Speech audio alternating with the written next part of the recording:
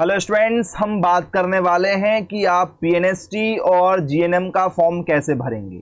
तो सबसे पहले मैं आपको बता दूं, पीएनएसटी और जीएनएम के लिए एक ही पेपर होगा। बस आप लोगों को किस कोर्स में जाना है वो बाद की प्रक्रिया रहेगी।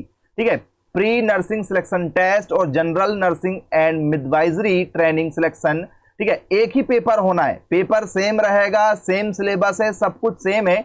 नर्सिंग यदि आप करोगे तो ये 4 साल का है और यदि आप जीएनएम करोगे तो ये 3 साल का कोर्स है। पेपर एक ही होगा, सब कुछ एक ही होगा। फॉर्म भरते समय आपको सिलेक्शन करना है कि भाई आप पीएनएसटी के लिए, ठीक है, इस एग्जाम को दे रहे हैं या आप जीएनएम के लिए इस एग्जाम को दे रहे हैं। ठीक है, या आप काउंसलिंग में करेंगे ये प्रक्रिया। तो आपको केवल अभी फॉर्म भरना है, पेपर एक ही होगा, सेम पेपर होगा आप लोगों का, कोई अलग से पेपर नहीं होने वाला है। तो स्टूडेंट्स, हम हैं एमपी व्यापम की ऑफिशियल वेबसाइट पर। आप गूगल पर सर्च कर सकते हैं एमपी व्यापम। एमपी व्यापम में जैसे ही सर्च करेंगे सबसे ऊपर आपको इंटरफेस मिल जाएगा, इस पर क्लिक करेंगे। हिंदी इंग्लिश में किसी एक में क्लिक कीजिएगा।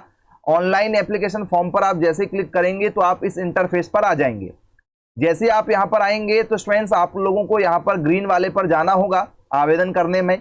जैसे आप इस पर क्लिक करेंगे, ये नेट कैफे पर करना है, आपको घर बैठे नहीं करना, क्योंकि आपको यहाँ पर फोटो का, ठीक है, साइज सेट करना पड़ेगा। आपको यहाँ पर सिग्नेचर करना पड़ेगा। सिग्नेचर में कैपिटल लेटर में कोई नहीं लिखेगा, जैसे आप लोग सिग्नेचर करते हैं नॉर्मली, ठीक है, वैसे सिग्नेचर होंगे आप लोगों के। इस पर आप जैसे क्लिक करेंगे, आगे बढ़ेंगे आप लोग, तो आप लोगों को स्टूडेंट्स यहाँ पर, ठीक है, पंजीयन क्रमांक लगेगा। तो ये सबसे पहले जिन बच्चों की व्यापम की आईडी बन चुकी है वो आईडी का यहाँ पर आपको नाम, ठीक है, लिखना है। जैसे जो भी आपकी आईडी है, ठीक है, तो 10-12 अंकों की जो भी आईडी रहती है वो आपको आईडी यहाँ पर फिल करना होगा।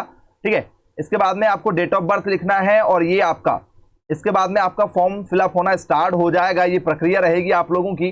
तो सबसे पहले व्यापम की प्रोफाइल आईडी बनेगी, जिसके लिए आप लोगों से अलग से 50 रुपए 60 रुपए वो लोग मांगेंगे। फॉर्म फीस से अलग ये चार्जेस रहने वाले हैं। यदि आप फॉर्म भरेंगे स्टूडेंट्स तो आप यहां पर देख सकते हैं, ठीक है, आपको हस्ताक्षर जो है, ठीक है, सिग्नेचर जो है वो बहुत अच्छे तरीके से करना है, गड़बड़ नहीं करना। फोटो बिल्कुल अच्छी लगना चाहिए आप लोगों की, जैसे आपकी फोटो होती वैसी फोटो लगेगी आप लोगों की। पीछे व्हाइट बैकग्राउंड होना चाहिए। 3 महीने से पुरानी फोटो आपकी ना हो, इस बात का विशेष ध्यान रखिएगा। अपना नाम, पापा का नाम, मम्मी का नाम, ठीक है, आपकी डेट ऑफ बर्थ, सारी जानकारी 10th की मार्कशीट के आधार पर भराई जाएगी। और आधार कार्ड में भी वैसी सारी जानकारी होना चाहिए। यदि जानकारी अलग अलग है तो दिक्कत होगी आप लोगों को। 10th की मार्कशीट में तो स्टूडेंट्स आप नहीं सुधरवा सकते हैं, लेकिन आप आधार कार्ड में अपडेट करवा सकते हैं। आपका लिंक क्या है, कैटेगरी क्या है, ठीक है, आप कहाँ निवास करते हैं, बायोमेट्रिक में आपको कोई दिक्कत तो नहीं, अंगूठे के निशान लगाने में, ये सब आपको भरना पड़ेगा। कि आप दिव्यांग हैं, हैंडीकैप तो नहीं है, शादीशुदा है या नहीं है, ठीक है। आपका आधार कार्ड का नंबर लगेगा। आपके शरीर में कहीं तिल का निशान है तो आपको बताना पड़ेगा मोल आपके कहाँ पर है। मोबाइल नंबर लगेगा, एक ईमेल आईडी आप लोगों को लगेगी, ठीक है। केवाईसी करने में कोई दिक्कत तो नहीं, आपको सब भरना पड़ेगा। जन्म तिथि, सारी जानकारी भरने के बाद में आप जैसे ही आगे बढ़ेंगे तो स्टूडेंट्स आप लोगों को इस तरीके से पूरा फॉर्म भरना होगा, ठीक है। पेपर, ट्रांजेक्शन, आपका जो फीस लगने वाली है वो ट्रांजेक्शन आपका यहाँ हो जाएगा।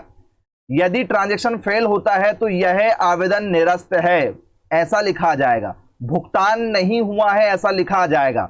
तो जब यदि आप फॉर्म भर देंगे तो स्टूडेंट्स आप लोगों को इस तरीके से मिलेगा, भुगतान हो चुका है या भुगतान है। यदि ऐसा लिखा आ गया इसका मतलब है कि आपका फॉर्म फिलअप हो चुका है। तो भुगतान है वाला ही प्रिंट आउट लेकर नेट कैफे से बाहर निकलना है, नहीं तो आपका फॉर्म भरा नहीं माना जाएगा। तो फॉर्म अच्छे से भरिएगा।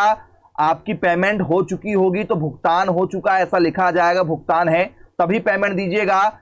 काम से पहले पेमेंट नहीं करना, इस बात का विशेष ध्यान रखिएगा, ठीक है। तो ये सारी जानकारी आप लोगों की। और यदि स्टूडेंट्स हम सिलेबस की बात करें तो इसमें आप लोगों को फिजिक्स, केमिस्ट्री, बायोलॉजी, इंग्लिश और जीके आने वाला है।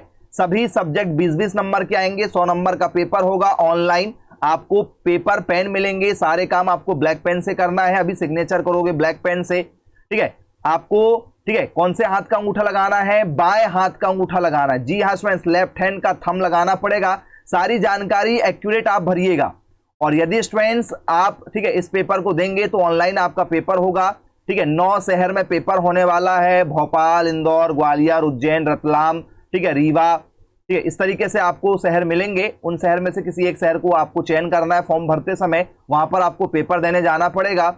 क्वेश्चन सॉल्व करने के लिए आपको रफ पेज मिलेंगे। रफ पेज में आप क्वेश्चन सॉल्व करेंगे और जो भी आंसर आएगा उसका आप जो है ऑनलाइन आंसर टिक करते हुए एमसीक्यूज पैटर्न में आगे बढ़ते जाएंगे। कंप्यूटर पर आपका ये पेपर होगा, इसके लिए कंप्यूटर का चलाना आना अनिवार्य नहीं है। यदि आप एक भी दिन कंप्यूटर पर नहीं बैठे तो भी आप पेपर दे सकते हैं, क्योंकि आपको केवल टिक करना होता है कंप्यूटर में बैठे बैठे। ठीक है, जिसके लिए आपको वहां पर जितने भी टीचर रहते हैं वो गाइडेंस देते हैं, आपको सिखाते हैं। बस आपको पेपर पेन में क्वेश्चन जल्दी जल्दी सॉल्व करना है, सारे आंसर निकालना है और बस आंसर देते हुए चलना है। लास्ट में क्वेश्चन को ऐसे सबमिट कर देना, जैसे ये सबमिट लिखा बस ऐसे सबमिट करना है और टिक मार्क करते हुए चलना है जितने भी क्वेश्चन आप लोगों के हैं। तो ये सारी जानकारी थी आप लोगों की। 100 नंबर में से यदि आप 60 से ऊपर नंबर लेकर आते हैं, एसटी एससी वाले, ओबीसी वाले यदि 65 नंबर लेकर आते हैं, जनरल वाले यदि 70 नंबर लेकर आते हैं, चाहे वो लड़का हो चाहे लड़की हो, तो आपका सिलेक्शन आसानी से हो जाएगा। तो स्टूडेंट्स, यदि आप कोचिंग करना चाहते हैं तो साइंस ज़ोन एकेडमी के माध्यम से आप ऑनलाइन कोचिंग कर सकते हैं। सर्वाधिक सिलेक्शन देने वाला एकमात्र कोचिंग संस्थान। तो जल्द से जल्द कोचिंग ज्वाइन करके इस एग्जाम की तैयारी में जुड़ जाइए।